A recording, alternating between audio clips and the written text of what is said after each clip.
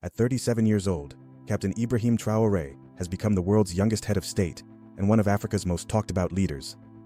Since taking power in Burkina Faso through a military coup in September 2022, he's been making waves across West Africa and beyond.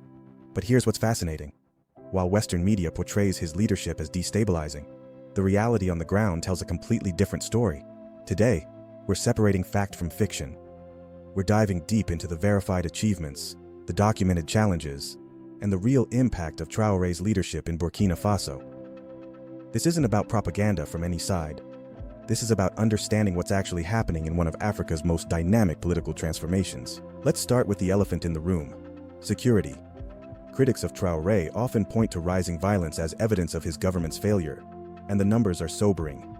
Fatalities linked to militant Islamist violence nearly doubled from 3,621 in 2022 to 6,389 in 2024, with violence spreading to nearly every region of the country. But here's what that statistic doesn't tell you. This escalation began long before Traoré took power. Burkina Faso had already been struggling with jihadist insurgencies for over a decade under previous governments, including during periods of extensive French military presence. What's different under Traoré is the approach. Instead of relying on foreign forces that failed to contain the violence for over 10 years, his government has focused on building indigenous military capacity. His administration has doubled military spending, created a rapid support force to aid overstretched troops in the north, and increased the use of drones and helicopters in government offensives. The question isn't whether violence exists. It clearly does. The question is whether Burkina Faso is better positioned now to address these challenges on its own terms, rather than through failed foreign interventions that ultimately proved ineffective. One of the most significant diplomatic incidents of Traoré's presidency occurred in April 2024, when his government took the unprecedented step of expelling 3 French diplomats. The diplomats, named as Gwenaël Habouzi, Hervé Fournier, and Guillaume Raisacher, were given 48 hours to leave the country after being accused of subversive activities. The French Foreign Ministry rejected the accusations, stating that France's activities in Burkina Faso were within the UN framework for diplomatic relations. However, Reuters cited a source with direct knowledge of the situation as saying their expulsion was due to meetings they had been conducting, though specific details of these alleged activities were never publicly disclosed. This incident reflects the broader deterioration in Franco-Burkinabe relations since the 2022 coup. For Traoré's supporters, it represents a sovereign nation asserting its right to determine which foreign activities it will tolerate. For critics, it suggests an increasingly authoritarian approach to diplomacy. What's undeniable is that this expulsion sent a clear message about Burkina Faso's new foreign policy direction under Traoré's leadership. Perhaps one of the most disturbing revelations about foreign interference in the Sahel came not from Burkina Faso, but from neighboring Mali. In a stunning public admission, Ukrainian intelligence spokesperson Andriy Yusov confirmed on television that Ukraine had provided intelligence to Tuareg rebels that helped them attack Wagner forces, resulting in the deaths of at least 84 Russian mercenaries and 47 Malian soldiers over 3 days of fighting. Mali subsequently cut diplomatic ties with Ukraine over this incident. This revelation exposes a harsh reality that African leaders like Traoré have been warning about. The continent has become a chessboard where foreign powers play out their geopolitical rivalries, often at the cost of African lives.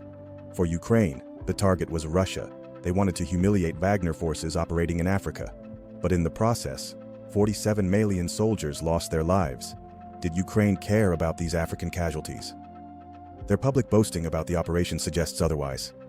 This incident validates Traoré's consistent message about the need for African nations to assert greater control over their own security affairs, rather than becoming proxies in foreign conflicts. Despite security challenges and international criticism, Traoré's government has pursued an ambitious industrialization agenda. Significant achievements include establishing the National Support Center for Artisanal Cotton Processing, building a new airport, the Ouagadougou-Donsine Airport, and considerable agricultural investment. His administration has also spearheaded initiatives like a tomato processing plant in Bobo-Dioulasso, which promises economic growth and local job creation, as well as the creation of a mixed economy company specializing in military and paramilitary uniform production. One of his most significant economic moves came in February 2024, when Traoré ordered the suspension of export permits for small-scale private gold production, a move aimed at tackling illicit trade and cleaning up the artisanal gold sector. This decision reflects his government's attempt to ensure that Burkina Faso's natural resources benefit the nation, rather than being exploited by foreign interests. These industrial and economic initiatives represent a clear vision: transforming Burkina Faso from a raw material exporter into a value-added economy. Whether these ambitious plans can be fully realized amid ongoing security challenges remains to be seen, but the intention signals a departure from traditional dependency models. While the Damien L. spy story some channels are covering turned out to be disinformation, there was indeed a real incident involving French nationals detained on espionage charges. 4 French nationals were released in December 2024 after being detained for over a year on espionage charges, with Morocco mediating their release. This verified incident demonstrates that tensions between France and Burkina Faso over intelligence activities are real, even if some stories circulating online have been fabricated or exaggerated.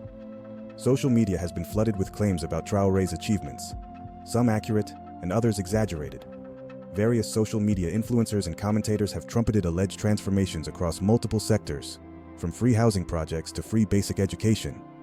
But fact-checkers have noted the need to distinguish between facts and myths regarding these claimed achievements. What we can verify is that Traoré's government has initiated numerous development projects and policy changes. The challenge is separating genuine progress from social media hype and propaganda, both pro and anti-Traoré. As the world's youngest head of state, Traoré has seen his popularity soar, especially among young people across Africa. His appeal extends beyond Burkina Faso's borders, representing a new generation of African leadership that explicitly rejects neo-colonial relationships. Traoré's formation of closer ties with Mali and Niger through the alliance of Sahel states represents a significant shift in regional geopolitics.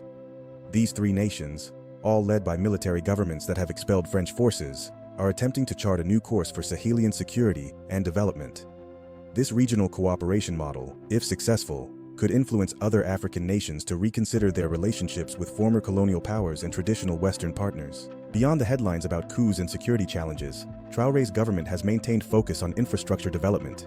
The construction of the new Ouagadougou-Donson airport represents a major infrastructure achievement, while agricultural investments aim to boost food security and rural development.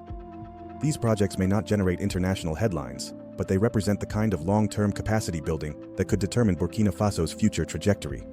The key question is whether these initiatives can be sustained and expanded despite ongoing security challenges. One area where Traoré's impact is undeniable is military modernization. His government has significantly increased defense spending and invested in modern equipment including drones and helicopters. This represents a fundamental shift from the previous approach of relying primarily on foreign forces for security. Whether this indigenous military capacity building will prove more effective than previous strategies remains to be tested, but it reflects a clear philosophical commitment to national self-reliance in security matters. Traoré's foreign policy represents a dramatic departure from previous approaches. The expulsion of French diplomats, the alignment with Russia and China, and the formation of regional partnerships with Mali and Niger all signal a fundamental reorientation of Burkina Faso's international relationships. This shift has generated both praise from those who see it as overdue decolonization and criticism from those who worry about authoritarian influences and reduced Western partnership. The long-term consequences of these realignments remain to be seen. Assessing Traoré's leadership objectively is complicated by the polarized nature of coverage. Western media tends to focus almost exclusively on security deterioration and democratic backsliding, while Pan-African media often presents an overwhelmingly positive narrative that may overlook legitimate concerns. The reality, as with most complex political situations, likely lies somewhere in between. Traoré's government has initiated genuine reforms and development projects while also overseeing a period of increased violence and democratic regression. While Traoré's supporters claim significant economic growth, the reality is more nuanced. Infrastructure projects and industrial initiatives show promise, but they're being implemented in an increasingly challenging security environment that affects economic activity. The suspension of gold export permits represents an attempt to capture more value from natural resources, but it also risks disrupting established economic networks. The long-term economic impact of Traoré's policies will take years to fully assess. Perhaps Traoré's most significant impact has been symbolic. As Africa's youngest head of state, he represents a generational shift in African leadership. His explicit anti-imperial rhetoric and emphasis on sovereignty resonates with young Africans across the continent, who are increasingly questioning traditional post-colonial arrangements. This generational appeal may prove to be Traoré's most lasting legacy, regardless of specific policy outcomes in Burkina Faso. He has become a symbol of African agency and self-determination for a continent seeking new models of development and governance. Traoré's security strategy represents a fundamental gamble that indigenous capacity building will ultimately prove more effective than foreign intervention, even if the short-term transition period involves increased violence. This approach requires patience and long-term thinking that may be difficult to maintain amid immediate security pressures. The ultimate test will be whether Burkina Faso's military can eventually contain and reduce jihadist violence through indigenous means.